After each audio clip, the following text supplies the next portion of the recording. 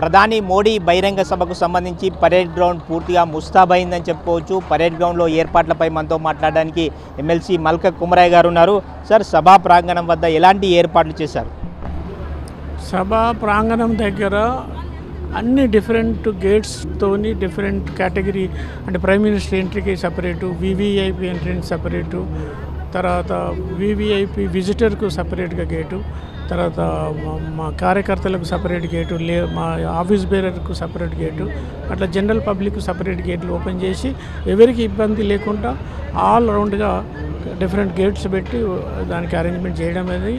Sitting arrangement కూడా బాగా చేశారు, స్టేజ్ కూడా బాగా చేస్తారు. కాబట్టి మొత్తం అరేంజ్మెంట్స్ అన్నీ కూడా ఎస్పీసీ అండర్లో జరుగుతున్నాయి కాబట్టి వెరీ సేఫ్ అండ్ సెక్యూరిటీ వేలుగా జరుగుతుంది. కాబట్టి నేను పోలీస్ యంత్రాంగానికి విజ్ఞప్తి చేసేది ఏంటంటే, ఈ ప్రజలు ఎవరైతే వస్తుండ్రో బస్సులలో కార్లలో అన్ని వచ్చే వాళ్ళను కరెక్ట్గా వాళ్ళని ఇక్కడ దిగి వాళ్ళు పోయి పార్కింగ్ ప్లేస్లో పార్క్ చేసుకుంటారు. దానికి అందరూ కూడా ఎక్కడ ఆపకుండా పోలీసు అందరూ కూడా సపోర్ట్ చేయాలని కోరుతున్నాము.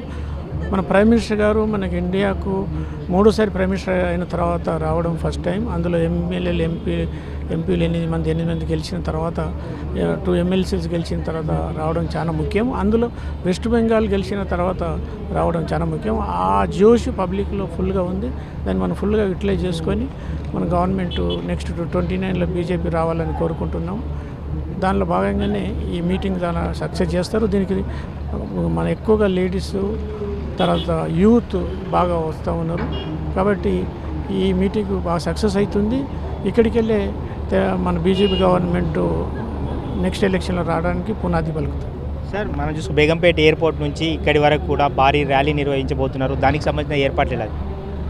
ప్రైమ్ మినిస్టర్ గారు ఎయిర్పోర్ట్కి వచ్చి అక్కడికి వెళ్ళి HICC వెళ్తారు. అక్కడ గవర్నమెంట్ అఫీషియల్ ప్రోగ్రామ్ ఉంది. ఆ ప్రోగ్రామ్ చూసుకొని మోడీ గారు కారులో మన ఈ పరేడ్ గ్రౌండ్కి వస్తారు. ఆ అరేంజ్మెంట్స్ అన్నీ కూడా వెల్కమ్ చేయడము, తర్వాత ఒక 500 లేడీస్తోని వెల్కమ్ డ్యాన్సు, లేకుంటే మన డ్రమ్స్ కొట్టడం కానీ స్పెషల్ అరేంజ్మెంట్ చేయడం అయింది. డిఫరెంట్ కల్చరల్ యాక్టివిటీస్ కూడా అరేంజ్ చేయడం అయింది. కాబట్టి సభ చాలా ఎంటర్టైనింగ్గా ఉంటుంది. ప్రజలందరూ కూడా మోడీ గారి స్పీచ్ వినడానికే వస్తున్నారు. వేదికకు సంబంధించి ఎలాంటి ఏర్పాట్లు చేస్తారు సార్? 3 వేదికలు ఏర్పాటు చేయబోతున్నారు. వేదిక 3 అంటే ఒకటి ప్రైమ్ మినిస్టర్ గారికి స్పెషల్ వేదిక ఉంటుంది, ఒకటి కళాకారులకు ఒకటి, ఇంకోటి ప్రెస్ మీడియా అండ్ విఐపీలకు ఒకటి. చూసుకోవచ్చు, బీజేపీ రాష్ట్ర నాయకత్వం ఆధ్వర్యంలో భారీ బహిరంగ సభకు పూర్తి స్థాయిలో ఏర్పాట్లు కొనసాగుతున్నాయని చెప్పుకోవచ్చు.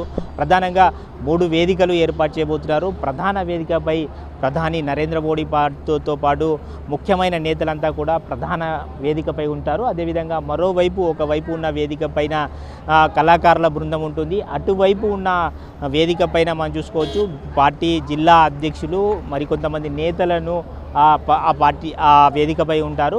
అదేవిధంగా ఏ జిల్లాల నుంచి వచ్చిన వారికి ఆ జిల్లాల్లో సపరేట్గా కూర్చునేందుకు వీలుగా ఇక్కడ మొత్తం సభా ప్రాంగణంలో ఏర్పాట్లు కొనసాగుతున్నాయని చెప్పుకోవచ్చు. మొత్తం మీద చూసుకోవచ్చు, పరేడ్ గ్రౌండ్లో భారీ బహిరంగ సభ గతంలో ఎన్నడూ కని విని ఎరగని రీతిలో బహిరంగ సభకు ప్లాన్ చేస్తున్నట్లు బీజేపీ రాష్ట్ర నాయకత్వం అయితే చెప్తుంది. వీడియో జర్నలిస్ట్ శ్రీనివాస్ గౌడ్తో విక్రమ్, సాక్షి టీవీ, హైదరాబాద్.